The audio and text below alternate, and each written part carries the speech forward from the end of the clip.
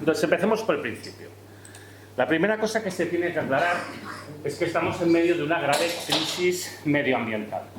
Pero esta crisis no es solamente el cambio climático. Y eso no quiere decir que el cambio climático no sea importante. Lo es y mucho, como vamos a ver después. Pero están pasando muchas más cosas aparte del cambio climático. Y a veces también el exceso de foco en el cambio climático nos hace perder de vista esas otras muchas cosas que están pasando y que son muy relevantes. En el Instituto de Resiliencia de Estocolmo, hace 16 años, un investigador que se llama Johan Rockström creó un grupo de trabajo a nivel de todo el planeta en el que han colaborado al final más de 100.000 investigadores e investigadoras de todo el planeta, unos cuantos de ellos de España, que se han dedicado a ver cuál es el estado de salud de nuestro planeta. Ellos en aquel momento identificaron 9 áreas en las que medir problemas ambientales. Para cada una de estas áreas definieron una variable que mide el estado de salud ambiental de nuestro planeta. Y para cada una de estas 9 variables pusieron un valor máximo umbral o lo que se llama límite planetario. El límite planetario está calculado de tal manera que sabemos que si pasamos de un límite planetario de uno solo de los 9 que existe, la humanidad podría desaparecer. Superar cualquiera de los límites planetarios pone nuestra especie en riesgo de extinción. No es el fin de la vida del planeta, es el fin de la vida específicamente humana. Porque el planeta llegaría un momento que no permitiría la vida humana. Simplemente eso. Pues bien, de los 9 límites planetarios identificados, en este momento hemos superado 7. Y no podemos sobrepasar ni uno solo de ellos. Y hemos sobrepasado 7. Eso no quiere decir que forzosamente nos vayamos a extinguir, pero sí que quiere decir que hay que hacer un esfuerzo para ir hacia atrás, para volver a estar dentro de los límites que garantizan la seguridad de nuestra especie, porque cuanto más tiempo nos mantengamos en la zona de peligro, esto es como si vas conduciendo un coche al lado de un precipicio. Es un riesgo inminente, lo que tienes que hacer es salir de ahí cuanto antes. Bueno, pues seguimos conduciendo el coche al lado del precipicio y no solo eso, sino que avanzamos todavía más para adelante. Entonces, un mensaje muy importante que quiero dar, que a veces la gente dice, es que ya no hay nada que hacer. No, no es verdad. No es que no haya tiempo de hacer algo, lo que no hay tiempo es de perder el tiempo. Y el problema es mucho más grave y mucho más serio, más conecta con muchas de las cosas que estáis viendo que está pasando en vuestro pueblo.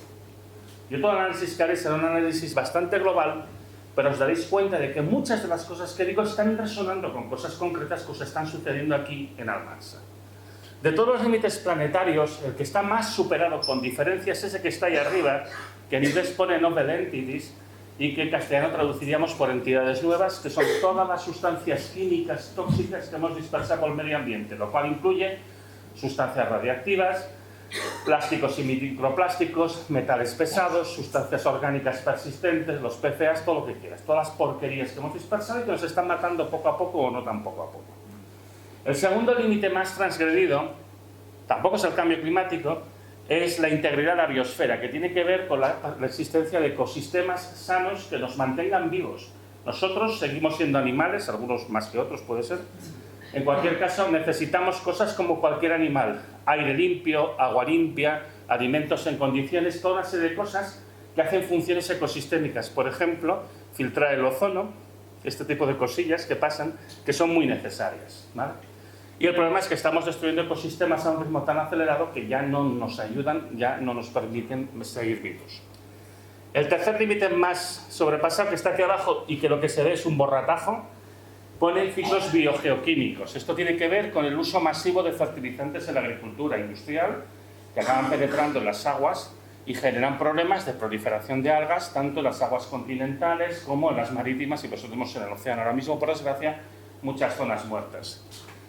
En cuarto lugar tiene el cambio climático, que luego ya lo comentaré, y aún tenemos otros 3 límites sobrepasados, los cambios del sistema del suelo, que tiene que ver con la urbanización, la agricultura, la desertificación y la deforestación, la disponibilidad de agua dulce, que no hace falta que lo explique mucho, y el que hemos sabido que hemos sobrepasado recientemente, se sobrepasaría hacia el año 2020, es la acidificación de los océanos. Sabéis que estamos emitiendo mucho CO2 a la atmósfera por la quema de los combustibles fósiles, el petróleo, el gas, el carbón. El CO2, el océano, hace una función primordial de absorber la tercera parte de todo el CO2 que la humanidad está volcando en la atmósfera. pero ese CO2 reacciona con el agua del mar y produce ácido carbónico.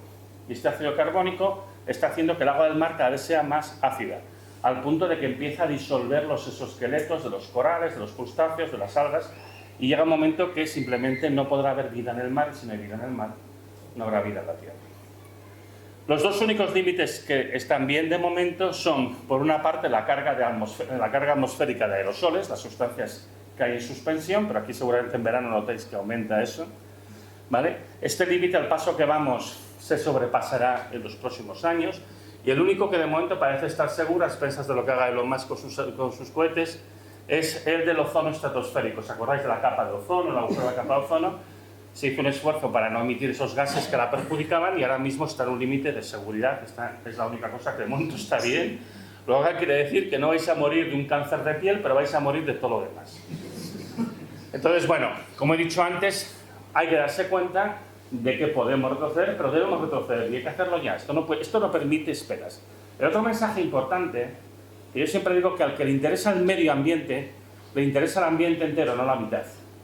Y uno no puede decir, es que yo estoy muy preocupado por el cambio climático y quiero poner unos sistemas para descarbonizar y lo hago pues extrayendo unos materiales en unas minas que contaminan y producen mayor contaminación química, que es ese límite de arriba, o destruyendo ecosistemas o afectando la disponibilidad de agua dulce. Cuando uno hace un planteamiento medioambiental, tiene que ser holístico, tiene que considerarlo toda la vez. No se puede desvestir un santo para vestir a otro. Bueno, hablemos un poquillo del cambio climático. Esto que veis aquí son las curvas de cómo ha evolucionado. Cada una de estas curvas que veis aquí representa a lo largo de los días del año, de enero a diciembre, la temperatura promedio de la atmósfera de la Tierra a 2 metros de altura, que es lo que se considera que es el nivel de la referencia del suelo, ¿vale? Esto se calcula a partir de datos de estaciones meteorológicas y utilizando modelos numéricos para hacer la interpolación, y lo que sucede es que nos sale para cada año, por ejemplo, esta curva gris de aquí, de todo el mazo de grises que hay aquí, pues habrá curvas que representan el año 41, 42, hay un montón de curvas desde el 41 hasta nuestros días, ¿vale? Siempre veis que cuando es verano en el hemisferio norte, cuando estamos en los meses de julio y agosto, es cuando la temperatura promedio del planeta es más elevada, y eso es debido al hecho de que en la Tierra hay más tierra emergida en el hemisferio norte que en el hemisferio sur, y la Tierra hace como una sartén y calienta el aire que tiene encima. Por tanto, siempre que es verano aquí, la temperatura promedio del planeta sube y luego baja, sigue un ciclo estacional. Y a medida que van pasando los años, desde el año 41, pues va subiendo, va subiendo, va subiendo.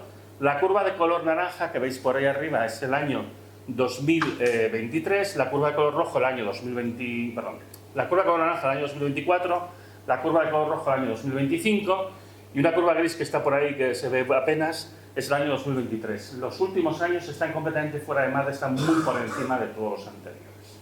Estamos observando que se está acelerando el fenómeno del calentamiento global. Según parece, el año pasado hemos cerrado el año con una temperatura que se encuentra a 1,48 grados, prácticamente 1,5 grados, por encima de los niveles que había en el siglo XIX, que esta es la referencia que coge el IPCC. Pensad que con 1,5 grados de calentamiento global, la península ibérica se calienta más que el globo. La península ibérica se calienta a 2,7 grados, cuando toda la Tierra se calienta a 1,5. Con las temperaturas estas que tenemos, con estos cambios de temperatura que tenemos, este incremento de la temperatura del planeta, tenemos garantizado que algunos días en verano en algunas partes de España se conseguirán, como se están consiguiendo actualmente, 45 grados. Para el que me diga, 45 grados hemos tenido siempre, no, mentira. Que tú lo hayas visto en un termómetro en la farmacia que le da el sol no quiere decir que esa sea la temperatura del aire. Y no, en la historia de España no ha sido frecuente encontrar temperaturas de 45 grados en verano. Es una temperatura muy elevada. Esto es algo que está pasando en los últimos años y más, bueno, pues en los momentos en los que nos encontramos. Si seguimos la tendencia actual, en pocos años vamos a llegar a 2 grados de calentamiento. Con 2 grados de calentamiento vamos a tener en algunos momentos del verano, en algunos puntos, sobre todo del sur de España, temperaturas de 50 grados que son temperaturas incompatibles con la vida humana.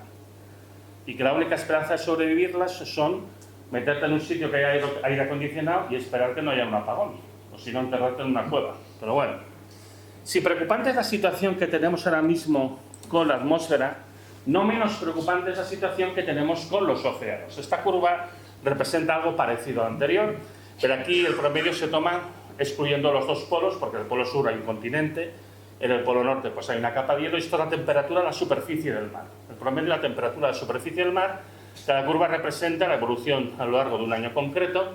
Aquí el máximo siempre es cuando es verano en el hemisferio sur, porque hay más océano en el hemisferio sur, aunque hay un segundo máximo cada año, más pequeño, que es cuando es verano en el hemisferio norte. Y de nuevo, pues lo mismo, la curva de color naranja es el año 2024, la curva de color rojo es el año 2025, y una curva gris que está por entre medias de las dos es el año 2023. También estamos observando que en los últimos años se está produciendo un calentamiento acelerado del océano.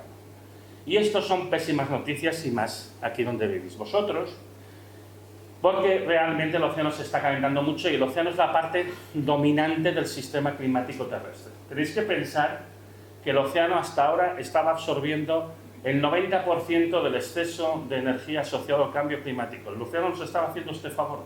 Se estaba absorbiendo el 90% de todo el exceso de energía, y parece que ha llegado a su punto de saturación y ya no puede más. Y como digo, el océano es la componente dominante del sistema climático terrestre. Tiene la misma capacidad calorífica, es decir, la misma capacidad de absorber y de soltar calor, los 3 primeros metros del océano global, que toda la atmósfera. Tiene la misma capacidad.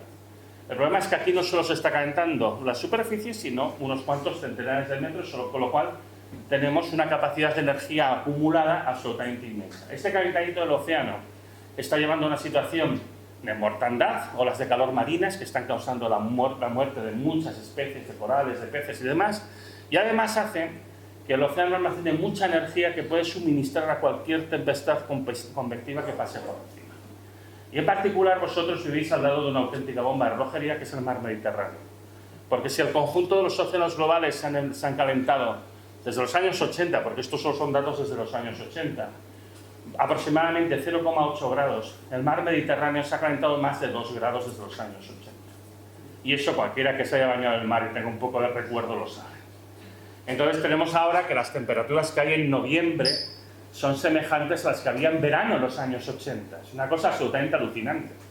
Eso hace que cualquier tempestad estructurada se pueda convertir potencialmente en algo parecido a un huracán o una tempestad de consecuencias devastadoras, como vimos con el caso de la Dana en octubre del año 2024.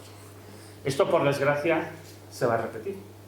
No podemos hacer nada para evitarlo, porque ya tenemos esta situación de gran calentamiento, en particular del mar Mediterráneo, pero lo que sí podemos hacer es intentar no calentarlo más, porque claro... En fin.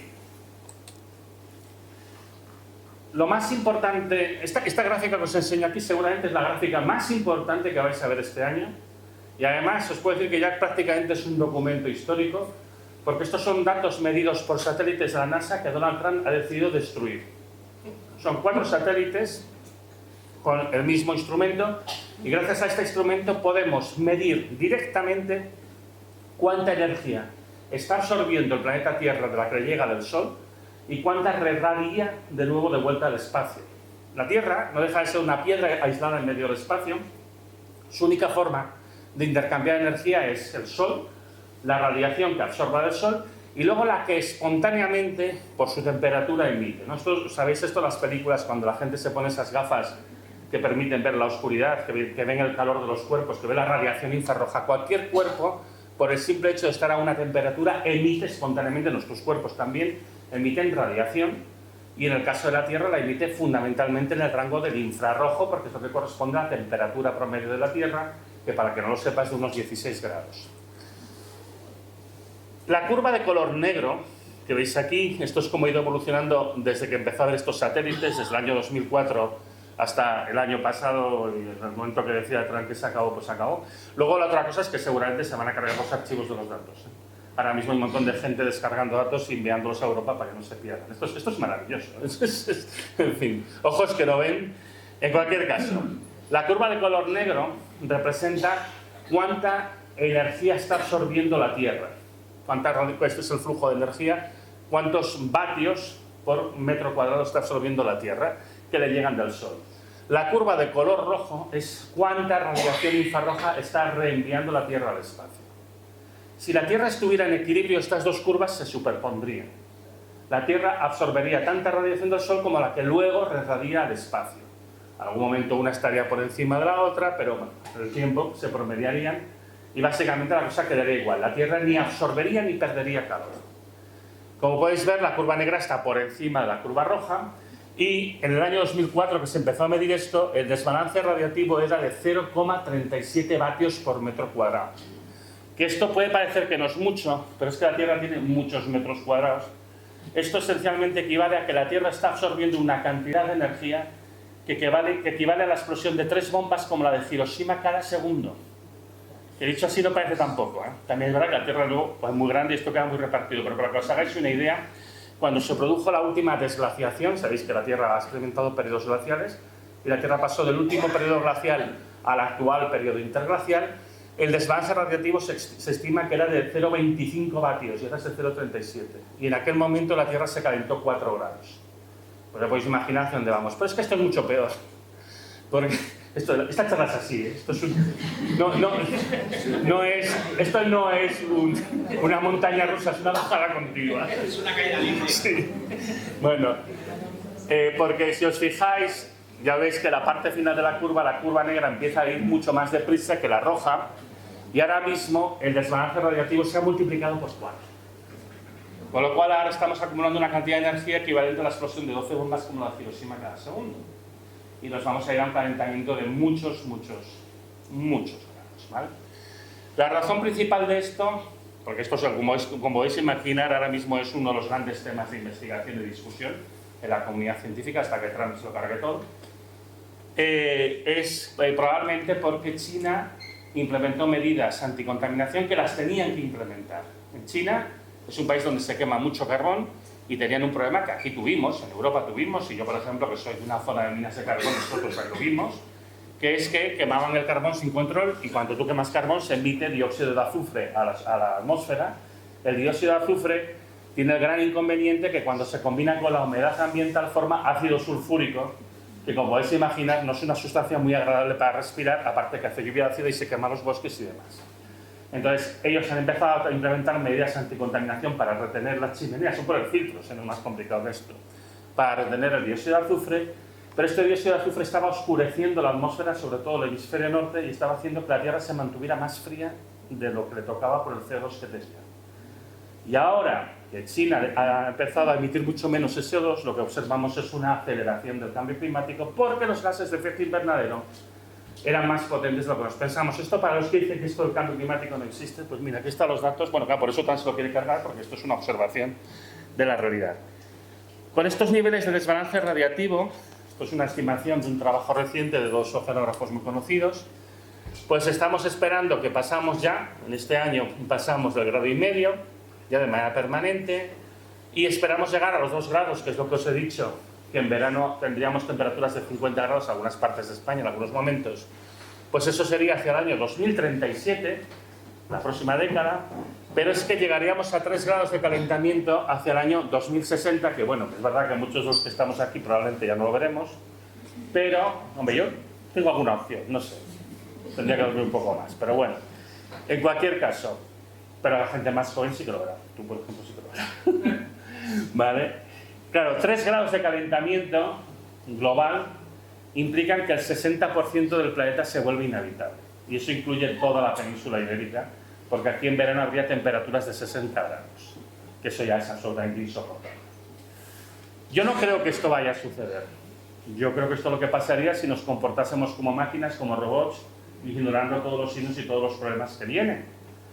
Pero desde luego está claro que es un signo muy alarmante de la tendencia que estamos siguiendo. Yo creo que mucho antes de llegar aquí va a haber tal cantidad de huracanes, de tempestades, de dañas, de sequías, de todo tipo de cosas, que por fuerza se va a tener que hacer alguna rectificación. El problema es todo el daño que se habrá de aquí a entonces. Y hay que comprender que sí, que esto del cambio climático va en serio. Y es un tema grave, y esto sin hablar de la detención de la MOC, otros muchos cuentos de terror que os podría contar. Y este es solamente el cuarto de los problemas ambientales que tenemos. Imaginad cómo son los otros 3. Y los 3 que vienen por debajo no os penséis tampoco que son peritas en dulce. Por tanto, sí, hay un problema ambiental gravísimo. Y sí, necesitamos hacer una transición energética, en parte para evitar todos estos problemas ambientales que estoy contando.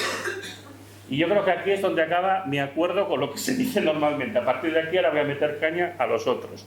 Pero antes de esto, dejadme que os enseñe una cosa. Bueno, esto lo voy a saltar porque si no se va a hacer muy largo todas las mierdas que han pasado en los últimos años.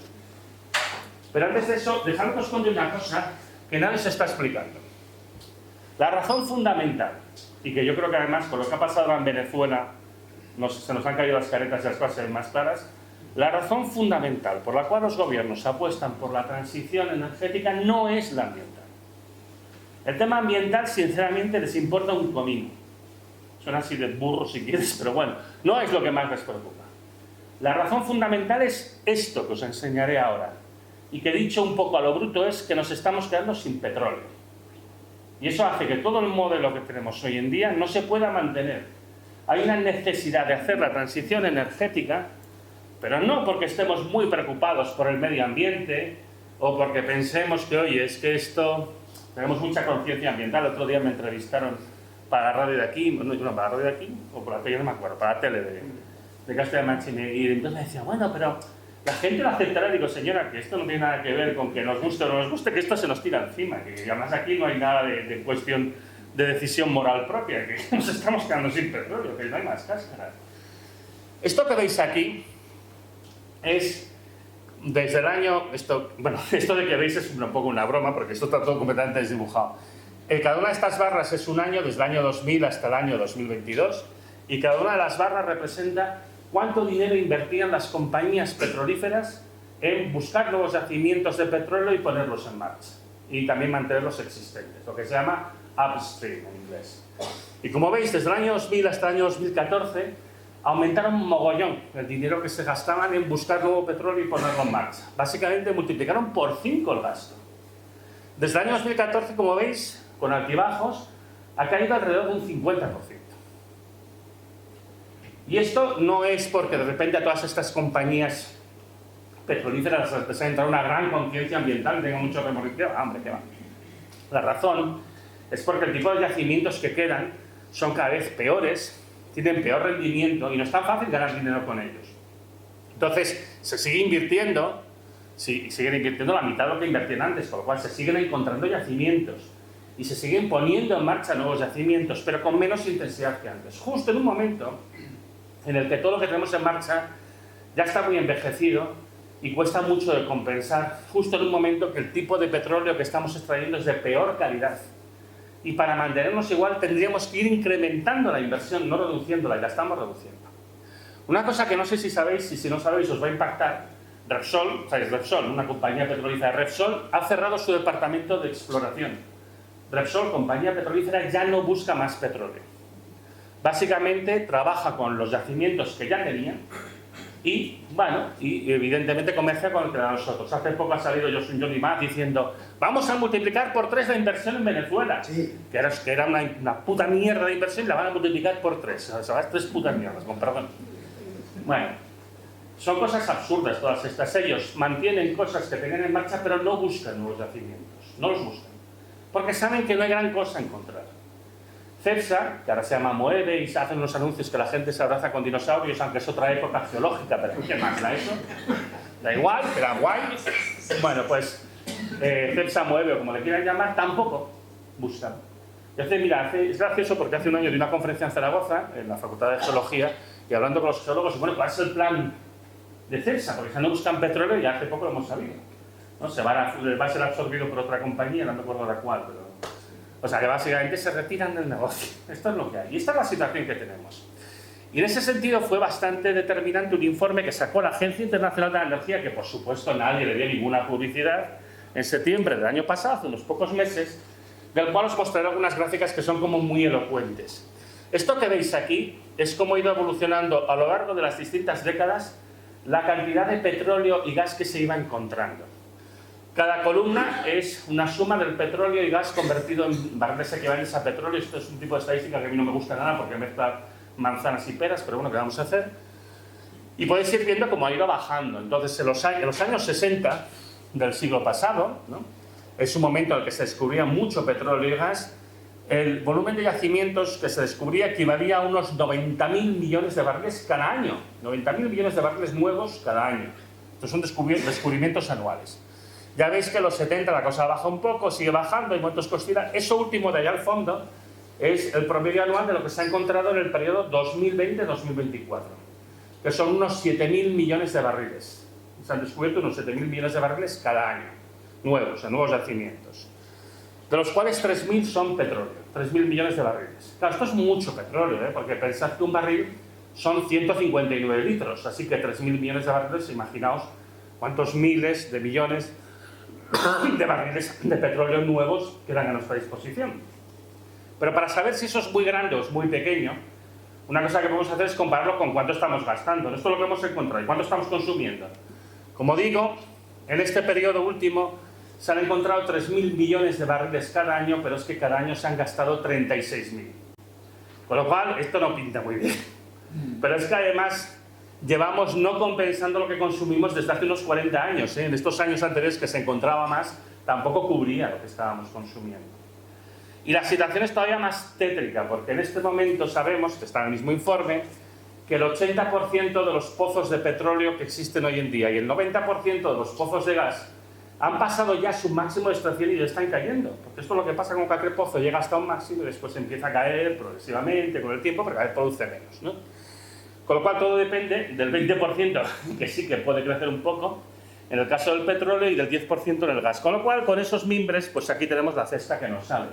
Esta es la previsión que sacan en ese mismo informe de cómo va a evolucionar en los próximos años la extracción de petróleo y de gas, cómo evolucionaría si no nos gastáramos ni un duro más, si simplemente mantuviéramos en marcha lo que está actualmente en marcha. Y como veis, de aquí al 2050, es que se ve mal la parte de abajo, pero bueno, de aquí al 2050, los próximos 25 años básicamente, se reduciría a la cuarta parte de lo que es hoy en día. O sea que imaginaos el problemón que se nos vendría encima. Sí que invertimos en mejorar y mantener los pozos existentes, y sí que invertimos en poner en marcha los yacimientos que ya tenemos conocidos y que aún están siendo explotados, la situación mejora, pero tampoco es para tirar cohetes. Quiere decir, igualmente hacia el año 2050, en los próximos 25 años, la producción caería aproximadamente a la mitad de lo que es hoy en día. Por lo tanto, todo depende de que empecemos a descubrir nuevos yacimientos de petróleo y de gas a lo loco, para compensar estas caídas tan bestias que se nos vienen encima. Cosa que yo creo que es bastante improbable que suceda, sinceramente. Con lo cual, estamos abocados a un futuro en el que va a haber cada vez menos cantidad de petróleo y gas. Y esto son limitaciones que impone la geología. Esto no es por cuestiones ambientales, es porque se agotan los pozos. Los pozos llegan a un momento que llegan a su máximo y empiezan a caer. Y no es cuestión de inversión, es cuestión de rendimiento. Es decir, claro, los economistas dicen, bueno, depende del precio del barril. Yo, que soy físico, lo veo de una manera mucho más sencilla. Miro cuánta energía se gasta y cuánta me devuelve. Como me dé menos que la que se gasta, eso no va a hacerse nunca. Porque es imposible que salgan las cuentas económicamente si no salen energéticamente. Y este es el problema aquí. Cada vez estos pozos cuesta más extraer y por eso al final acaban cayendo. La situación actual es bastante interesante. Aquí también, bueno, ahora también, como es, cuando empiezan a faltar cosas, lo que empiezan a sobrar son estadísticas. Entonces tenemos manipulaciones diversas para no ver el problema que está pasando. Entonces, en particular, cuando se habla de petróleo es muy normal que te hablen de todos los líquidos del petróleo, y esto es lo que veréis cuando veáis noticias en los diarios, te hablarán de todos los líquidos del petróleo. Que todos los líquidos del petróleo incluye una categoría que se llama los líquidos del gas natural, que eso sirve para hacer plásticos. Pero no sirve ni para hacer gasolina, ni para hacer diésel, ni queroseno, ni fuel oil, ni nada de lo que se quema, ningún combustible. Si nos quedamos con la parte que sí que sirve para hacer combustibles, es decir, la que sirve energéticamente, tenemos que la producción de crudo y condensado, que es esa parte, llegó a su máximo en noviembre del año 18, esto es lo que pasa en los últimos años, desde enero del 18 hasta ahora básicamente, llegó a su máximo en aquel momento, luego empezó a bajar, repuntó un poco en el 2019, aquí cae, mira la curva verde, aquí cae de manera muy bestia porque es la COVID, se cierra todo, ¿vale? Y luego pues el resto del año 20, 21, 22 cae por la invasión de Ucrania y se recupera enseguida. Y bueno, pues todo lo que es el 22, 23, 24 y la mitad de 25, lo que pasa es que estamos en esta zona que está como un 2-3% por debajo de los niveles del año 18. Pero en enero del año pasado llega Donald Trump a la presidencia y dice, yo he prometido que la gasolina... Es que es increíble la influencia de este señor en todo lo que está pasando, ¿eh? Yo he prometido que la gasolina va a ser barata. Y sabéis que en Estados Unidos a mitad del mandato de cada presidente hay unas elecciones que llaman elecciones de medio término, que se renueva una parte del Congreso y del Senado de los Estados Unidos. La gasolina tiene que ser barata como sea.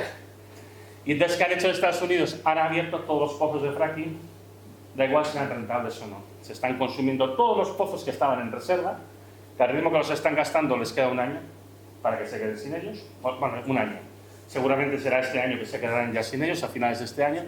Pero con eso han conseguido aumentar la producción y han pasado el nivel de noviembre del 18. O sea, en noviembre del 18 estábamos en 84,6 millones de barriles de crudo y condensado y ahora estamos en unos 86.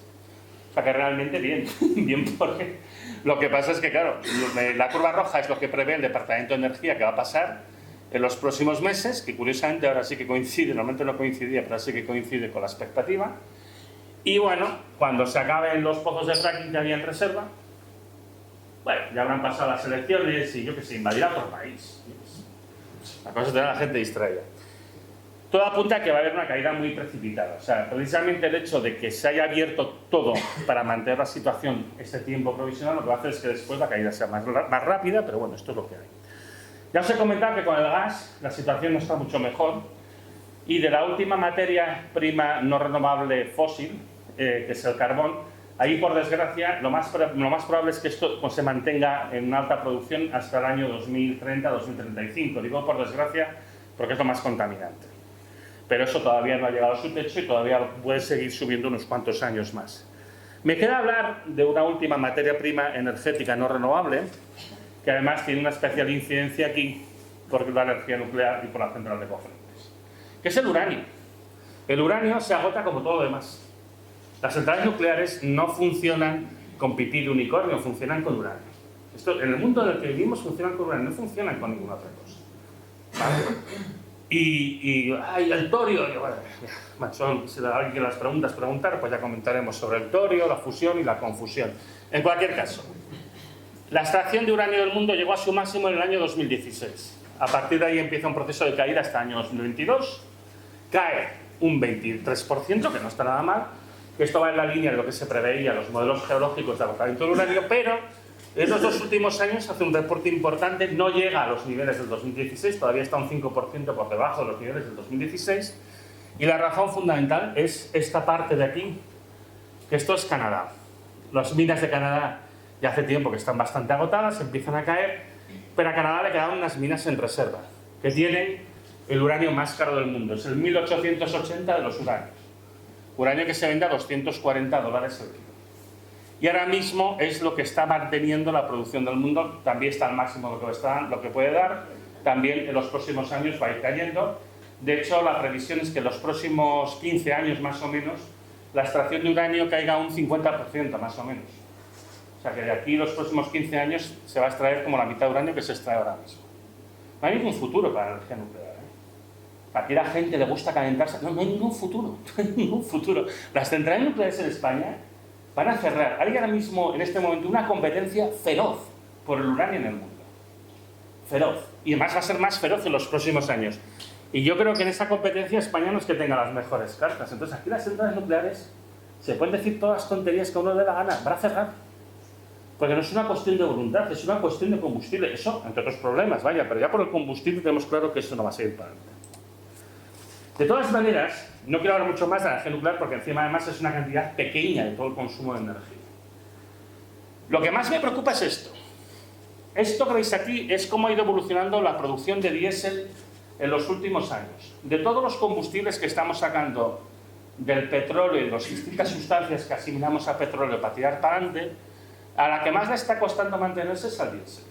Porque el diésel necesita unas mezclas muy concretas de hidrocarburos y en particular lo que más necesita es el petróleo crudo convencional, que eso llegó a su máximo en el año 2005, hace 21 años ya. Y ya está en caída desde entonces poco a poco, pero va cayendo y cada vez hay menos. Y eso pues está afectando a la producción de diésel del mundo, que hemos puesto otras cosas, pero no son tan buenas, ya no dan tanto y empezamos a tener dificultades. Esto empieza, os lo digo porque no se ve, esto empieza esencialmente en el año 2000 y llega hasta mediados del año pasado. Hasta septiembre del año pasado, si no recuerdo mal. Y bueno, aquí lo que veis es, cada valor es la producción mensual de las refinerías del mundo, la producción de diésel, ¿vale? Y bueno, pues esto iba subiendo a buen ritmo Aquí llega la crisis del 2008, cae, en 2010 se recupera, sigue subiendo, y luego en ese periodo, desde el 2015 y 2017, llega a su máximo de producción, que como veis oscila y se mantiene entre los 26 y los 27 millones de barriles diarios de diésel. Y a partir de ahí ya el año 18, 19, el 20 se estrella, va bajando, tenemos esta caída tan bestia de la COVID, el 21 se recupera, este pico que veis por aquí arriba es diciembre del 23, esto de por aquí es diciembre, no sé cuál es, creo que es este, diciembre del 24, ¿vale? Y esto es septiembre del año pasado, ¿vale? Ahora mismo la producción de diésel del mundo se mueve entre un 10 y un 15% menos de lo que se producía en los años 2015 a 2017, que además, si os acordáis, es cuando estalló el escándalo este del Dieselgate de Volkswagen y nos dimos cuenta de que los coches de diésel son tan malos, ¿no? Fue entonces cuando la producción de diésel del mundo llegó a su máximo, como por casualidad, que yo lo dejo caer. En cualquier caso, tenemos un problema de escasez de diésel muy grave en el mundo ahora mismo, que está originando muchos problemas, particularmente en América Latina y en África. Aquí pasamos un poco el tema, y que por cierto tiene mucho que ver también con lo que ha hecho Trump. Trump necesita el petróleo extrapesado de Venezuela para mezclarlo con su petróleo ligero de fracking para poder producir diésel. Porque ellos empiezan a tener un problema también de abastecimiento de diésel bastante importante. El diésel, la falta de diésel es un problema gravísimo, porque el diésel es la sangre de nuestro sistema económico. Diésel significa transporte, camiones, barcos, no utilizan diésel, pero es algo parecido. Aviones, queroseno, que es otro desplado medio. Diésel significa maquinaria pesada. Diésel significa también tractores y cosechadoras, diésel es agricultura. Y diésel es minería. Si falta diésel, todo se para. Paso un poco rápido por esto porque veo que como de costumbre me estoy emparando y me quedan aún unas cuantas cosas por decir. Digamos que ahora mismo ni la producción de carbón ni de gas han llegado a su máximo. El último dato que tenemos, que es del 2024, todavía habían subido.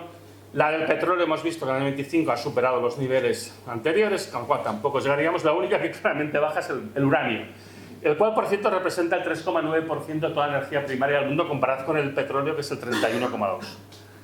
En todo caso, lo que es interesante de estos datos es que estamos hablando de las fuentes de energía que proporcionan el 84,5% de la energía primaria del mundo. El mundo es movido por las fuentes de energía no renovables. Petróleo, carbón, gas natural representan el 80% y el uranio aporta un 4% extra. No es muy importante. Entre todas, un 84,5%.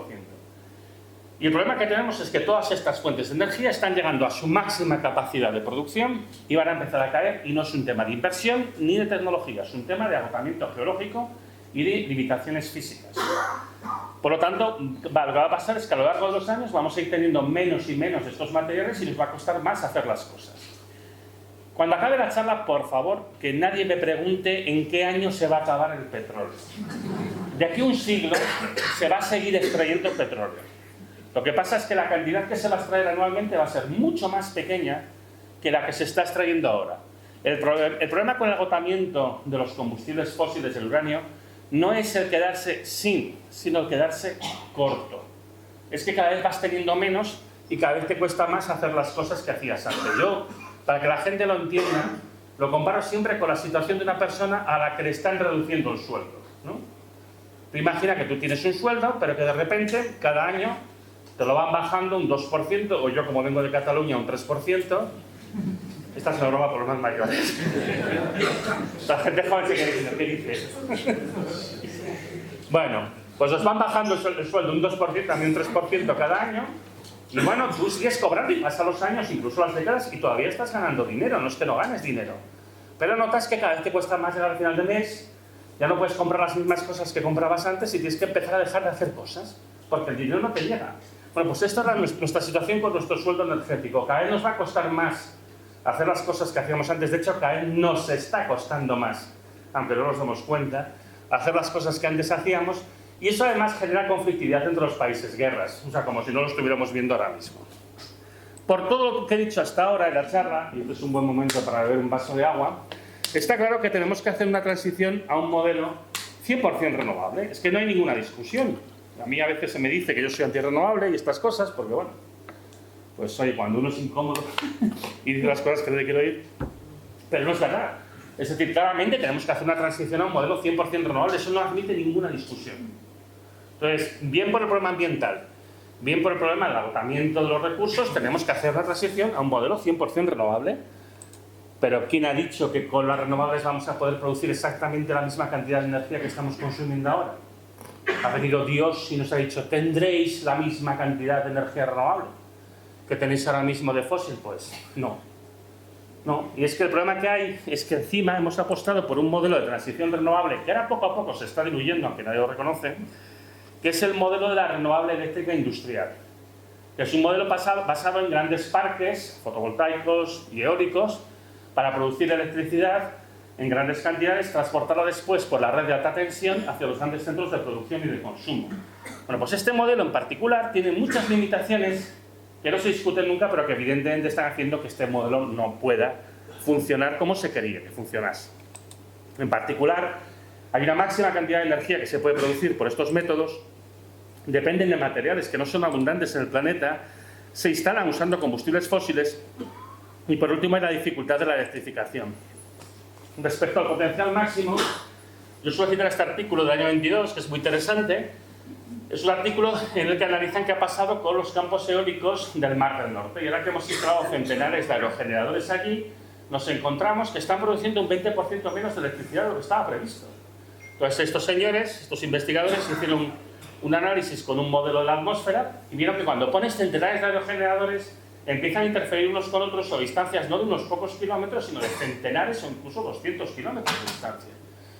Y esto no se lo esperaban. Entonces, claro, resulta que se quitan el viento unos a otros. Cuando pones muchos, pues empiezan a pasar cosas no lineales y esto pues, es más difícil de lo que estaba previsto. ¿Quién lo hubiera dicho, Pues concretamente mis compañeros de la Universidad de Valladolid del año 2011, que ellos ya mostraron entonces que de toda la energía que hay en la atmósfera solo podemos acceder a la capa que está más cerca a la superficie de la Tierra, lo que se llama la capa límite planetaria. Y no sirve de nada hacer aerogeneradores más grandes porque empujas la capa límite planetaria hacia arriba, con lo cual, esto se sabía, lo que pasa es que no interesó verlo. No interesó, tú construye, ya veremos después qué pasa, hombre. Tira para adelante, Manolo, con los ladrillos, venga. El segundo problema que tenemos con la renovable eléctrica industrial es que, a ver, hay que tomárselo con un poco de humor porque si no esto es para bajarse a los menos la vida.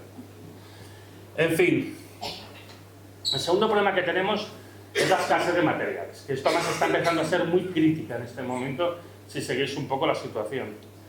Alicia Valero, que es una catedrática de la Universidad de Zaragoza, que continúa el trabajo de su padre, Antonio Valero, ella con su grupo, bueno, que Alicia Valero es una referencia a nivel internacional en temas de ecología industrial.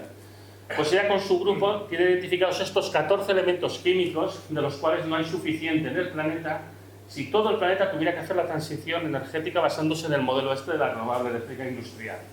¿Vale? Si todos lo hiciéramos, si trabajamos uno y los otros que les den, pues esa es otra historia, ¿no? Y esto es un repaso de la tabla periódica de los elementos de cuando estabais en el instituto. Va, venga, ¿qué es cada cosa?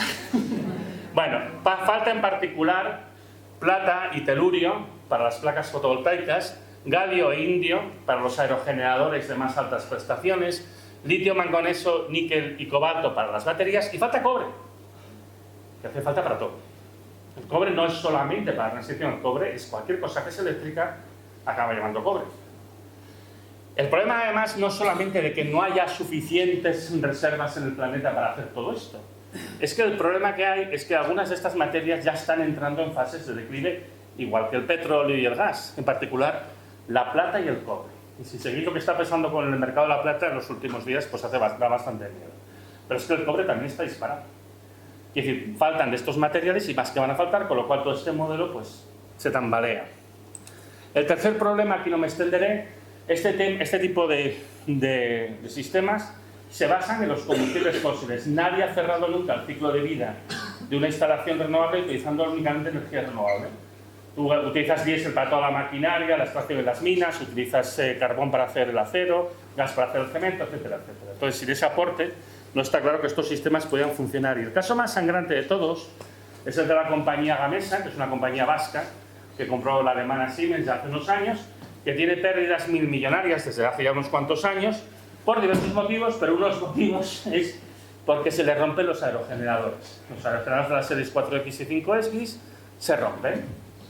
Se rompen, bueno, pues porque se ha pretendido correr demasiado. Yo creo que no es culpa de los ingenieros, para mí ha sido culpa de las decisiones empresariales que se han tomado esta compañía, que cambia 4 veces de CEO en los últimos años. Pero claro, ahora mismo se han metido en un agujero enorme, generando problemas a la industria auxiliar. Hay otras compañías como Nordex, que es propiedad de Acciona, o estas que también tienen problemas con sus aerogeneradores. Claro, luego empiezan a haber pleitos. La General Electric, que es una compañía norteamericana, al otro lado del charco, pues también ya tienen un pleito por un parque defectuoso instalado en Oklahoma. Bueno, en fin. Se ha pretendido correr mucho, haciendo aerogeneradores muy gordos, muy grandes, ¿no? Porque todo muy eficiente, cuando de hecho no había la ingeniería para hacerlo. No se han hecho las cosas suficientes y los materiales no son resistentes y a los precios que se querían hacer no se podían hacer. Entonces ahora hay un drama, ahora hay una situación dramática. Yo conté todo esto en el Parlamento de Cataluña en septiembre del año 22, pero por lo que fuera me dio comunicando con sus señorías que no les interesó mucho lo que yo estaba contando, porque lo que ha pasado todos estos años es que nadie quería decir nada hasta que no gastásemos los fondos del Next Generation. Que como sabéis, su plazo de aplicación acabó el 31 de enero, el 31 de diciembre pasado, aunque hay un pequeño periodo de extensión hasta agosto de este año. 1 de junio y el 1 de agosto, en fin, para algunas cosas.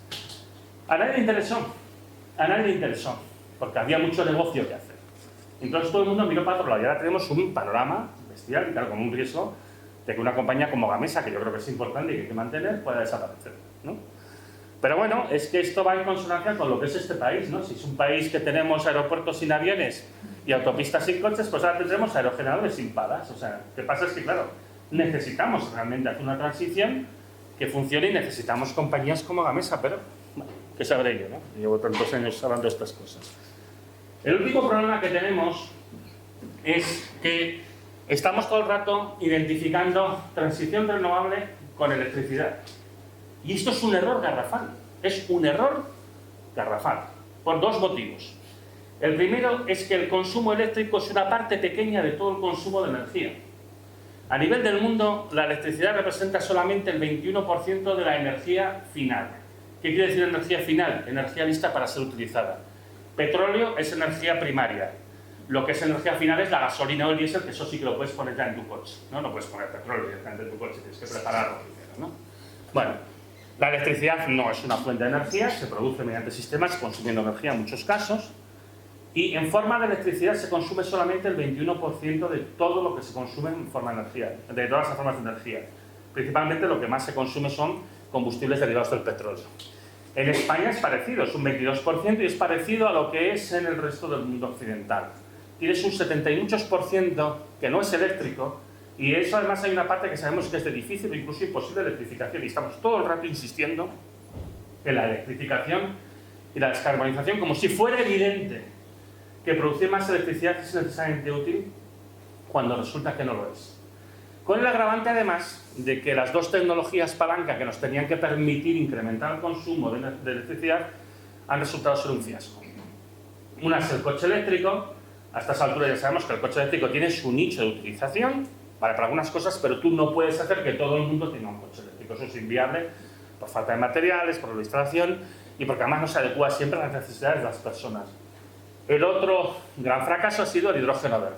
El hidrógeno verde es un pésimo vector energético, una sustancia corrosiva, inestable, peligrosa, que además es ineficiente en su producción. No es una fuente de energía, hay que consumir energía y se pierde la mitad. Y si según como lo uses después, se puede perder mucho más. Todos los proyectos de hidrógeno verde, seguimos dando dinero y seguimos dando fanfarria, no van a ningún lado. Bueno, todos no. Hay algunas aplicaciones que sí. En aplicaciones industriales tiene un cierto sentido, un cierto. Pero bueno. La otra cosa que es sangrante con respecto al tema de la electrificación ya no es solo el hecho de que el consumo de electricidad sea una minoría del consumo actual, sino es que además el consumo de electricidad en España, en la Unión Europea y el conjunto de la OCDE está en caída desde el año 2008. Hay algunos años que repuntó el 24, repuntó el 25, maravilloso. Sí, vamos, fantástico, yo lo veo genial.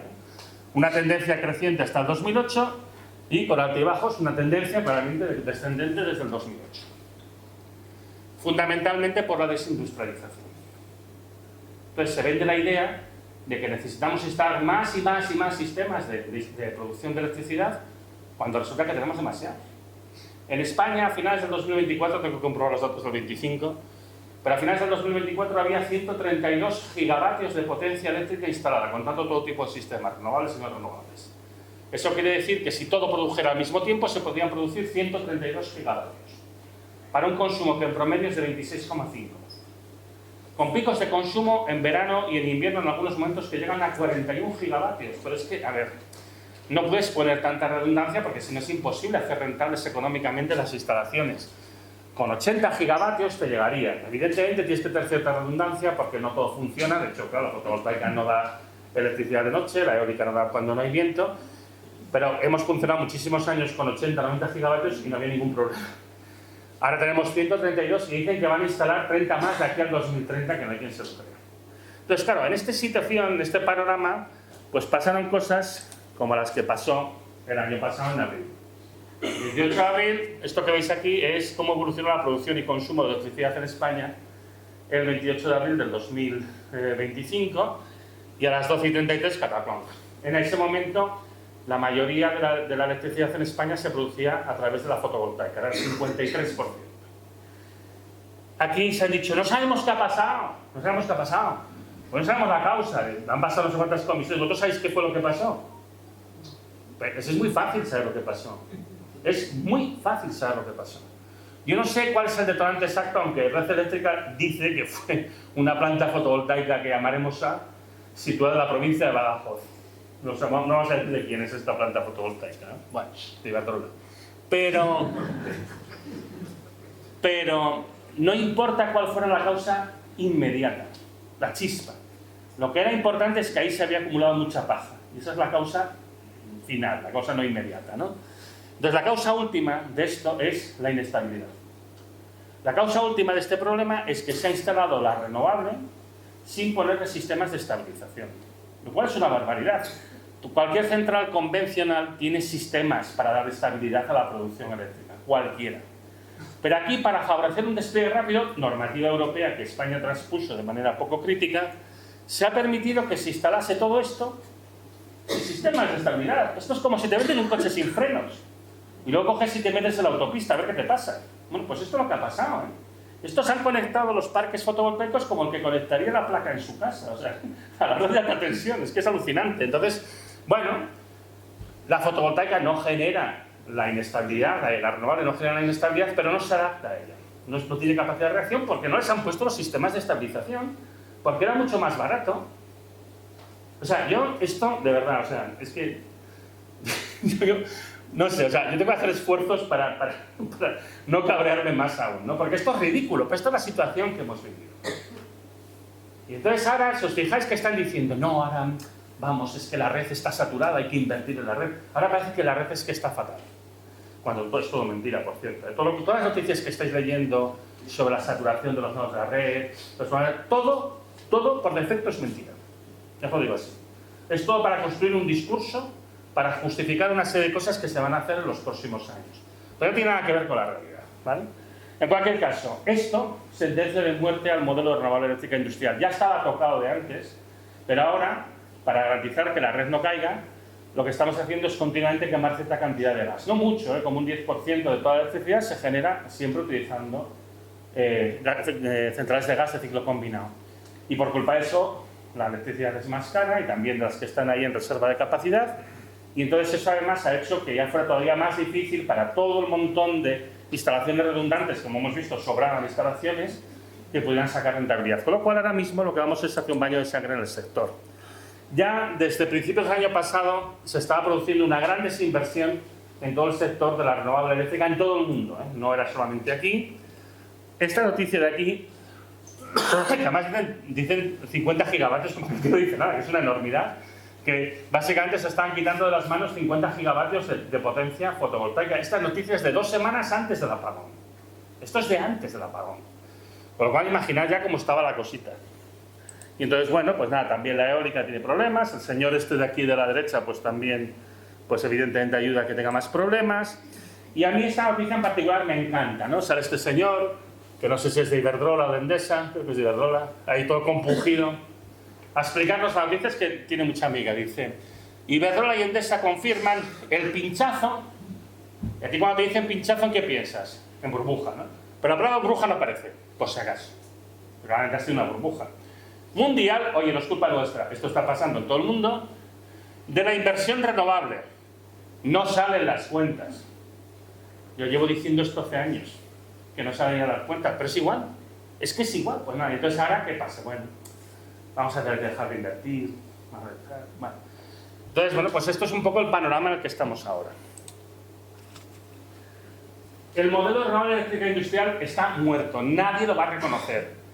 El gobierno va a dar un montón de ayudas al sector, ya dio 3.000 millones a finales de año, 3.000 millones, que a mí me hace gracia que estos sacan 3.000 millones de la cartera, como yo saco 3 euros, pero bueno. Nadie va a reconocer que lo han cagado, pero lo han cagado. La mayor parte de los proyectos, sobre todo aquellos que no han empezado a sus fases de ejecución, o sea, lo que no esté ya licitado, porque evidentemente por inercia administrativa hay algunos proyectos que van a seguir adelante. Y algunos raros proyectos que sí, que tienen rentabilidad. La mayoría se van a abandonar, lo vais a ir viendo. Van a ir abandonando un montón de proyectos de la eólica, la fotovoltaica, que ha sido un poco la tortura de estos, pero van a ir desapareciendo de la misma manera que van desapareciendo de manera silenciosa todos los proyectos de hidrógeno verde. Ya en Puerto Llano ya no van a hacer aquel módulo para la utilización de hidrógeno verde, ya ArcelorMittal en Asturias ya no va a hacer acero con hidrógeno. Todo discretamente, pasa en una página relegada del diario y seguimos a lo siguiente, ¿no? Entonces, claro, hay un problema, y es, necesitamos energía. Y no vamos a cuestionar el modelo energético industrial que tenemos. Entonces, claro, hay que tomar una decisión. ¿Qué decisión toma Estados Unidos? Invadir Venezuela. Y pasado mañana, pues, México, Colombia, lo que necesiten. América para los americanos. Y de paso Groenlandia para que nadie ponga una base militar ahí. ¿Vale? ¿Pero qué? ¿Por qué apuesta Europa? Pues Europa apuesta por hacer un poco lo que se ha hecho siempre, que es coger la materia orgánica y quemarla. Y eso implica fundamentalmente dos cosas. Implica el biogás e implica la biomasa, porque ahora estáis muy centrados con el biogás y no os dais cuenta de que hay otra amenaza que viene detrás, que es la de la biomasa, que yo que soy de León, bueno, ahora os explicaré la situación de León porque es absolutamente terrorífica. ¿En qué consiste el biogás? Sobre el papel, una idea genial.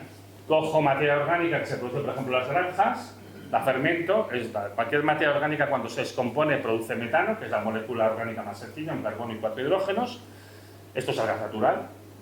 Yo cojo, lo quemo, evito que se escape el gas natural a la atmósfera, que es un gas de efecto invernadero más potente que el CO2, y produzco energía y además, como todo esto viene de residuos vegetales que se vuelven a cultivar, pues hay un ciclo cerrado del CO2, nos incrementa el CO2 y entonces esto además es neutro en emisiones de carbono, es verde, es sostenible y es chiquilidente, es maravilloso. Bueno, por supuesto todo es mentira.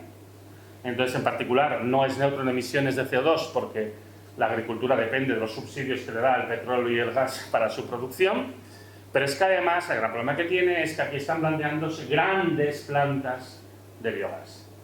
Tú en una granja pones un digestor con los residuos que produces la granja y eso tiene sentido de producir cierta cantidad de gas para utilizarlo tú. Pues vale. ¿Qué pasa aquí? Que aquí están hablando de ¿cuánto? De 100.000, de 300.000 toneladas, como creo que se hablaba en el caso de la planta de Almansa, que son salvajadas, que no se producen suficientes residuos en toda la comarca para alimentarlo. Y entonces eso que implica que ya tienes que utilizar todo tipo de cosas. Vamos a utilizar purines de cerdo, esta también es una muy buena, ¿no? Vamos a utilizar purines de cerdo porque hay un problema con los purines y dices, bueno, los purines el 90% son agua, ¿eh? Vas a producir un montón de agua contaminada que luego vas a ver qué haces con ella. El rendimiento es ridículo. El gran problema que tienen las plantas de biogás, bueno, primero evidentemente es los riesgos de contaminación ambiental, porque además tú cuando acabas de fermentar te queda un residuo, el digestato, que dependiendo de lo que hayas metido es más o menos peligroso y particularmente si empiezas a poner cadáveres de cerdos, cosas así, porque algún sitio dices que bueno, no, es que esto se está diciendo, ¿eh? Entonces, claro, empiezas a tener bacterias, antibióticos, empiezas a tener cosas que no quieres tener. Y esto lo puedes utilizar como abono. Joder, no sé yo. O lodos de depuradoras, y entonces tienes metales pesados y cosas así. Bueno, son todo barbaridades. Pero el gran problema además, que es lo que hace que nunca hayan sido rentables económicamente, porque esto se sabe que no son rentables económicamente desde hace 20-30 años. Es que no ha habido ningún cambio en la tecnología de esto, es una tecnología muy sencilla, ¿eh? Es dejar pudrirse las cosas, es que no es más complicado que eso. Es que al final todo se mueve con camiones. Y esto es lo que hace que no sea rentable de ninguna de las maneras, tiene un coste muy elevado para empezar energéticamente y por supuesto económicamente, aparte que genera un montón de riesgos de, bueno, pues, con tanto camión moviéndose, de que haya colisiones, de que haya vertidos, etcétera, etcétera, pero además implica una gran servidumbre del territorio por todos los caminos que pasan arriba abajo, destrozando las carreteras, que luego hay que rehacerlas, etcétera, etcétera. Bueno, esto siempre ha sido una ruina. Pero Alemania necesita gas. Y Alemania ha decidido que España se va a convertir en un literalmente agujero de mierda y va a traer toda la mierda de Europa para fermentarla aquí. Porque pensad que cuando tú miras los volúmenes de residuos que hablan, eso no hay manera de nutrirlo. Si juntáis todos los proyectos que hay en España, no hay manera de nutrirlo por lo que se genera en España. O sea que vamos a importar mierda para producir gas para que vaya a Alemania, y como además esto no es rentable, no lo vamos a vender al coste real. Y la diferencia del coste la vamos a asumir aquí a través de subvenciones que va a dar el gobierno español, lo cual podéis contar, nuevos recortes en sanidad, en educación y en todo. Vamos a subvencionar que se mantenga la industria alemana porque Alemania necesita gas barato. Este es el plan. O sea, tened presente que este es el plan. Y eso también explica la fuerza y a veces incluso la violencia con la que se están implantando todos estos proyectos. Pero pensad que detrás del biogás, horrible como es, viene otra cosa todavía más horrible, que es la biomasa, que ahí el León ha entrado ya con mucha fuerza. Hoy leía que el León, las 5 plataformas logísticas para gestión de la biomasa, que han instalado ya en la provincia, tienen el potencial de gestionar 1.100.000 hectáreas de bosques y demás. 1.100.000 hectáreas es exactamente la superficie arbolada de la provincia de León. No hay más. Quieren procesar todos los bosques de León. Procesar. En el caso de la biomasa, la idea es, sí, restos de podas, las hojas, mentira, todo. Obviamente van por los árboles, obviamente van por los bosques. Además, con la visión de que un bosque es una plantación, cuando un bosque es un ecosistema. Todos estos discursos, hay que limpiar los bosques, es que los bosques se queman, pobrecillos, si no fuera por nosotros. Bueno. En última instancia, no va a ser para producir electricidad o calor, que es lo que se está vendiendo ahora. Eso se puede hacer un poco, pero tampoco tiene mucho sentido. Por lo que van es seguramente por el proceso de Fischer-Tropsch, que además en León ya nos han puesto 2 plantas, ya las quieren poner. Una en Ponferrada para la producción de combustibles sostenibles de la aviación, que es ahí con la coña del sostenible, y otra de e-diesel, ¿sabes? La E-, que esto queda muy bien, queda muy cool. Pues nada, proceso de Fischer-Tropsch, un proceso que es conocido desde los años 20 del siglo pasado, que los alemanes utilizaron al final de la Segunda Guerra Mundial porque no tenían otra manera de conseguir combustibles parecidos a los del petróleo.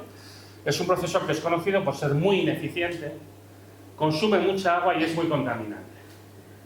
Pero bueno, nosotros, básicamente, el plan de Alemania es vamos a arrastrar los bosques de España y para tener diésel y gasolina a un precio barato en Alemania, porque de nuevo no los van a pagar a su precio. Eso está claro, y también los vamos a subvencionar aquí. Y cuando hayamos pelado todos los bosques de aquí, pues replantaremos eucaliptos, como han hecho en Galicia, y cuando los eucaliptos dejen el suelo acidificado e imposible que crezca nada más, en 15 o 20 años, pues bueno, ya está, se acabó. Se acabó. Este es el plan. Este es el plan. Casi yo prefería que nos invadieran, para que no tenemos petróleo. Pero tenéis que tener presente de que este es el plan. Y aquí llega un momento muy importante de esta charla. Porque ahora que lo sabéis, no lo podéis de saber. Y vosotros, aquí en Almansa, igual que otra gente en otros sitios en España, tenéis que tomar decisiones que son críticas. ¿Dónde ponéis la raya? ¿Dónde ponéis la línea roja? ¿Qué es lo que vais a permitir y qué es lo que no vais a permitir? Porque nadie lo va a reconocer abiertamente, pero evidentemente esto va por aquí. Esto va en esta dirección. Y bueno, y una cosa que digo, en todos estos proyectos muchas veces la discusión es por el impacto ambiental, que es grave, que es importante, que es un problema muy importante. Pero estos proyectos no son rentables económicamente, esto es una vía hacia el empobrecimiento. Esto además no tiene ningún sentido estratégico para España. Es que yo casi me atrevería a decir, me están grabando, pero bueno, que los que están proponiendo esto son traidores a la patria.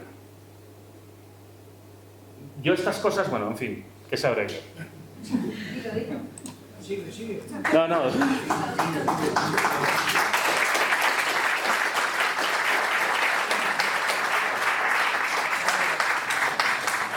Yo creo que esto es una vergüenza y que es intolerable. Que no tiene ningún sentido técnico y que me parece mentira que estas cosas se propongan porque no admiten el más mínimo análisis técnico. Es que no hace falta ser un gran experto para ver que los números no salen. Esto yo me lo he encontrado en muchos sitios, por ejemplo, con el tema de las plantas de biogás. Sin ser grandes expertos, la gente cuando empieza a ver los números dice, no entiendo nada. Y digo, es que no hay nada que entender. Es que estos números no tienen ningún sentido. Pero se hace por otros motivos. Y bueno, pues yo creo que aquí lo que hay que pensar es cuál es el modelo de futuro y qué futuro le estamos dejando a nuestros hijos y a nuestros nietos. Es que es esto lo que tenemos que estar pensando. Entre tanto van pasando estas cositas. Falta diésel en Bolivia. En Bolivia hay una situación crítica ahora mismo. Es un problema que se está extendiendo a todos los países de América Latina. Hay problemas de escasez de combustible también en Colombia, en Ecuador, en Perú, en Argentina, en Venezuela. Muchos de estos países son productores. Ya no os cuento lo que pasa en Venezuela porque creo que es un dominio público. Y también van pasando cosas al otro lado del Atlántico. Particularmente deberíamos de mirar lo que está pasando en Nigeria. Nigeria es un país superpoblado, 230 millones de habitantes. La quinta parte de la población de África vive en ese país. O sea, imaginaos que en un único país vive la quinta parte de toda la población de África. Es un país que es el principal productor de petróleo de África. Creo que Trump lo bombardeó hace poco porque descubrió que mataban cristianos allí, entre otras muchas cosas que matan por allí, ¿no? Qué casualidad, ¿no? O sea, donde algo huele a petróleo, ahí tienes a Trump, ¿no? Pero bueno, Nigeria es uno de los principales proveedores de petróleo de España. El 14% del petróleo que se consume en España viene de Nigeria. Tened presente que el día que hay una revolución, una guerra civil o lo que sea en Nigeria, en 2 semanas aquí va a empezar a faltar gasolina y diésel. Eso es así. Y, ¿qué os puedo contar de Irán? Que es uno de los grandes productores de petróleo del mundo. Ya sabéis que la situación ahora mismo en Irán es bastante crítica. Siempre hay muchos factores, evidentemente está ahí la CIA dando por saco, obviamente, y hay muchos problemas internos que ellos tienen, que es cierto. Pero unos problemas importantes que ellos tienen desde hace años es que el petróleo bueno hace tiempo que se les acabó, producen un petróleo cada vez peor y las refinerías del país no lo pueden refinar. Tienen que exportar petróleo y luego importar la gasolina, porque allí no lo pueden procesar. Con lo cual, su situación económica se ha deteriorado y está hablando de un país de 90 millones de habitantes. Es que claro, estamos hablando de países que son como un poco heavy, ¿no? Y en medio de esto, ¿Europa qué? Europa bien, gracias, ¿no? O sea, bueno, esto que veis aquí, que digo más que esto es muy claro que tiene que ver con todo lo que comentaba antes de la biomasa y del biogás, esto que veis aquí es el índice de producción industrial de Alemania desde pues, desde el año 93 hasta el año 2023, ¿vale? Y como veis, pues bueno, con altibajos subiendo, hay un pico enorme antes de cuando la crisis del 2008, ¿no? Las burbujas, la subprime, después cae por la crisis, pero se recupera, va siguiendo. Pero si os fijáis, desde el 2017, esto me acaba de empezar a pasar, empieza a ir para abajo. Claro, hay una entalladura muy grande ahí que es la COVID, pero fijaos que esto sigue cayendo y cayendo y cayendo. Esto es Alemania. Alemania se está hundiendo industrialmente. La industria en Alemania está desapareciendo. Entonces ahí hay un problema grave porque toda la confianza del euro se basa en la capacidad industrial de Alemania que se está destruyendo a marchas forzadas porque ya no tiene energía barata que venía principalmente de Rusia. Y entonces, claro, luego tenemos esto. Sería interesante decir qué hay en esta foto. 2 tíos repartiéndose el mundo, ¿no? Pero es más interesante preguntarse qué es lo que no hay en esta foto. Aquí lo que no hay es Europa. Y Europa ni está ni se la espera. Pero continúan como perritos falderos corriendo detrás cuando realmente esto está yendo en una dirección completamente diferente. Y entonces, en medio de todo esto, ¿qué hace Europa? Evidentemente está retrocediendo en todas sus políticas ambientales, con la excusa de la simplificación, lo de cambiar los coches en 2035, pues porque patata. Al mismo tiempo aprueba un montón de proyectos estratégicos de minerales, 47 proyectos en toda Europa, 5 de ellos en España, depósitos pequeñísimos, prácticamente sin valor, pero bueno, es lo que hay. Y, oye, en medio de una grave crisis industrial, con un problema de acceso a las materias primas, ¿qué es lo que tiene que hacer Europa? Rearmarse. Entonces, sobre eso, 2 reflexiones que yo creo que son pertinentes e importantes. Una, se está hablando todo el rato del 5% del PIB. Fijaos que es el 5% del PIB, no del presupuesto. En España, el PIB es 4 veces más grande que los presupuestos generales del Estado, con lo cual un 5% del PIB es un 20% de los presupuestos generales del Estado. Un Estado que destina el 20% de sus presupuestos a su ejército es un Estado que vive por y para su ejército. Y además, una vez creado el órgano, creas la necesidad de utilizarlo. Algo tendrás que hacer con un ejército tan potente, ¿no? Y aquí viene mi segunda reflexión, que últimamente comento, antes era más discreta de allá, pues, para lo que me queda del convento. Yo el año 2014 fui a una ponencia que se hacía, unas ponencias que se hacían en el Palau Macaya, en Barcelona, que lo realizaba el Club de Roma, y había 3 ponentes haciendo una mesa redonda y hablaban de la crisis de los recursos y la geoestrategia de los recursos naturales y demás. Y al acabar, pues se abrió el turno de palabra a los asistentes, como haremos aquí ahora, y bueno, tomó la palabra el señor Ernest Maragall, el hermano de Pasqual Maragall, que en aquella época era eurodiputado por el PSC. Y este señor pues estaba ahí en Bruselas haciendo sus cosas y demás, y el señor Maragall nos comentó, indignado, yo creo que honestamente indignado, que a nivel de la Comisión Europea se planteaba el uso de la fuerza militar como una manera de conseguir garantizar el acceso de Europa a los recursos que necesita. Y yo estoy seguro que si eso lo pensaban en el 2014, ahora que ya más encima se están rearmando, siguen pensando lo mismo, porque a lo mejor han cambiado los títeres, pero los poderes económicos que están detrás siguen siendo exactamente los mismos. Este rearme no es para luchar contra Rusia. Este rearme es para lanzar nuevas guerras coloniales en África, para acaparar los últimos recursos que quedan en África, que ya están muy agotados, pero claramente es detrás de lo que va Europa. Van por Argelia, van por Níger y van por Libia. Esto es por lo que piensan ir. Claramente es esto lo que quieren hacer. Y yo, bueno, no sé vosotros, pero sinceramente yo no tengo mucho interés en que maten a mis hijos para intentar mantener este sistema absurdo y moribundo 5 años más. No a la guerra.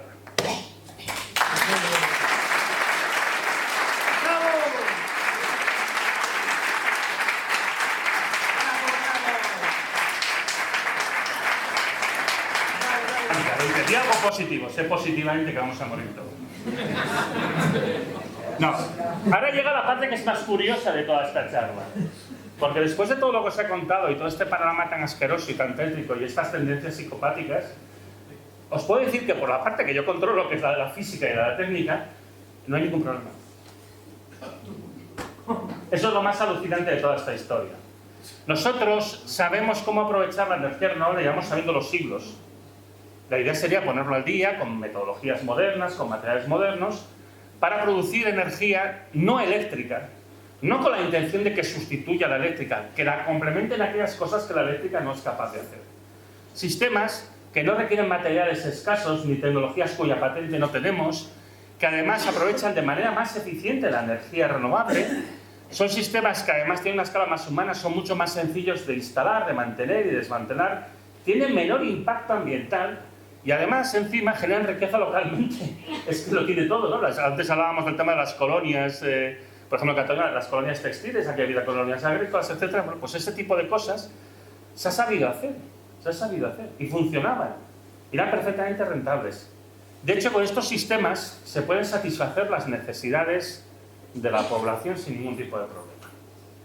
El problema que tienen todos estos sistemas, tiene un problema obviamente, es que tienes que vivir con los ritmos de la naturaleza, como siempre se hizo por otra parte.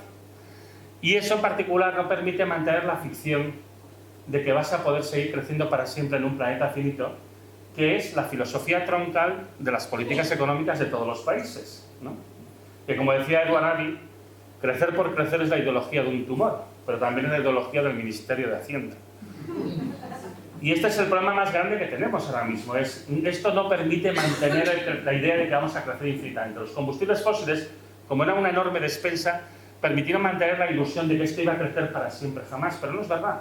Ahora se están agotando y esto se acaba. Esto nos permitiría vivir, esto permitiría satisfacer las necesidades de todos, pero esto no puede satisfacer la codicia de unos pocos. Y este es el problema fundamental que nos encontramos ahora mismo. No es que técnicamente no se pueda hacer, pero se requiere un cambio social. Y desde el punto de vista de la sociedad, otra sociedad sería posible, una sociedad verdaderamente sostenible. Que sostenible, que es una palabra muy manoseada, la sostenibilidad quiere decir hacer las cosas de tal manera que nuestros hijos, nuestros nietos y los hijos de nuestros nietos y quien venga detrás puedan seguirlo haciendo siempre igual. Lo cual implica no contaminar más que lo que el planeta puede absorber ni consumir más que lo que el planeta puede reponer. Y, por ejemplo, pues a nivel de España podríamos producir cereales de sobra para alimentarlos a nosotros y al ganado para alimentarnos a nosotros. Pero si queremos exportar cerdos a China es un problema. Pero para nosotros podríamos producir suficiente. Yo no conozco ningún estudio científico que muestre una fuente de energía mágica que permita mantener todo el tinglado actual sin cambios. Pero sí que conozco artículos que muestran que con la 10ª parte del consumo de energía y materiales que tenemos ahora mismo en España, podríamos mantener un nivel de vida muy semejante al que tenemos hoy en día. Con cambios importantes en el estilo de vida, no tendríamos coche, tendríamos que compartirlo, por ejemplo, pero eso no cambia tu calidad de vida. Entonces, ese es el tipo de cosas en las que hay que pensar. Se puede mejorar muchísimo la eficiencia en el transporte apostando por el verdadero vehículo eléctrico, que es el tren. El tren electrificado es el vehículo más eficiente de transporte terrestre. Podemos fabricar una electrónica virtualmente eterna. Lo he comentado al principio, yo trabajo mucho con la Agencia Espacial Europea. Las cosas que se envían al espacio tienen una electrónica que es prácticamente indestructible, se acaba friendo porque en el espacio hay muchísima radiación. Pero os acordaréis que hace unos meses la sonda Voyager, que fue enviada en los años 70 del siglo pasado, envió una señal de vuelta a la Tierra, aún funciona. Y sin necesidad de ir al espacio, seguramente alguno de vosotros tiene un teléfono Nokia en un cajón que todavía funciona. Porque cuando nos da la gana somos capaces de hacer las cosas de manera duradera. Que lo que pasa es la obsolescencia programada, usar y tirar, producir y consumir sin sentido, que es la clave de nuestra sociedad. Podemos incrementar enormemente el reciclaje, ya desde el diseño, favoreciendo que el diseño favorezca el reciclaje. Hay que reducir el volumen de residuos y reaprovecharlos, tendiendo a ese ideal de la economía circular, que nunca se puede alcanzar del todo, siempre hay pérdidas, pero bueno, acercándonos más. Y en última instancia es verdad que el planeta no puede contener una cantidad infinita de humanos. Y posiblemente no puede, de manera sostenible, mantener los 8.200 millones de humanos que hay ahora mismo.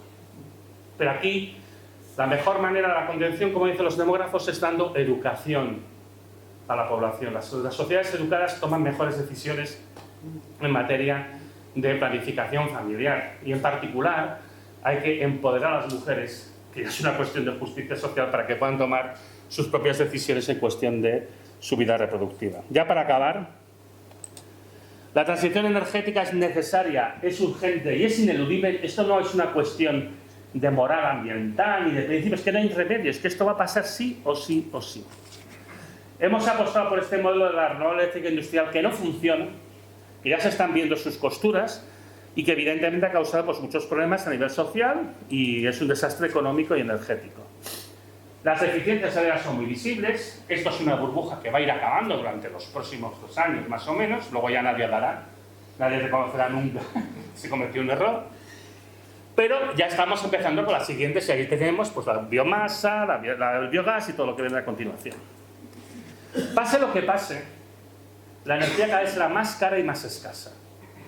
Por tanto, es necesario que haya un cambio a nivel de la sociedad para adaptarse a esta situación en la que habrá un descenso de la disponibilidad de materiales y de energía. ¿Qué cosa que no va a poder pasar si no hay un cambio en las estructuras sociales y económicas y en los valores culturales que tenemos ahora mismo?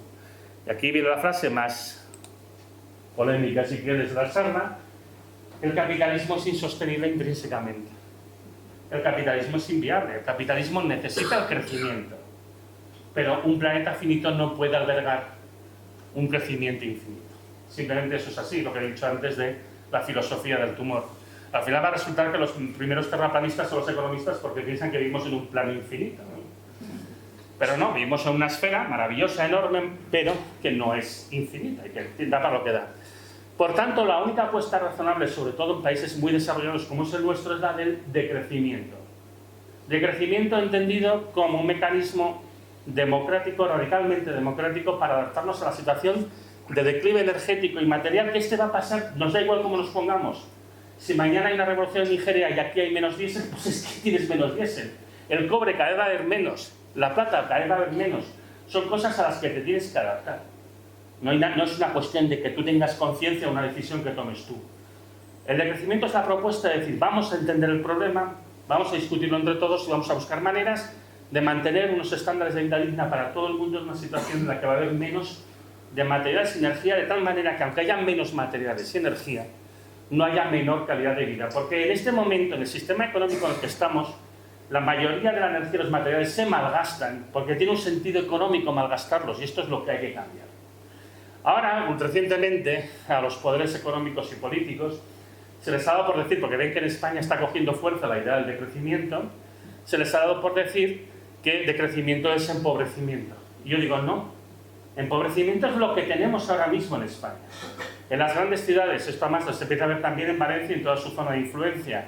¿Qué estamos viendo? Alquileres por las nubes, el precio de la energía muy caro, el precio de los alimentos muy caros, el trabajo es cada vez más precario y pagado, sobre todo para la gente joven, el panorama es tremendamente siniestro, ¿no? Pues esto. Lo que estamos haciendo es que la gente joven sacrifique su vida, no puedan tener una familia ni puedan hacer absolutamente nada. Lo que estamos haciendo ahora mismo es destruir la clase media, lo que estamos permitiendo, intentando perseguir este crecimiento que no sé a quién beneficia, bueno, sí que lo sé, pero vaya. Lo que estamos haciendo es, estamos destruyendo a nuestros jóvenes. Y lo que estamos haciendo es empobreciéndonos.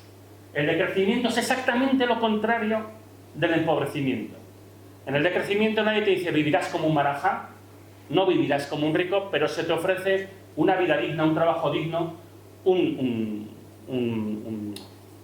hogar en unas condiciones dignas, que puedas tener las condiciones para formar una familia, si es lo que deseas, y en todo caso, una vida que merezca el nombre de tal y no de mera supervivencia.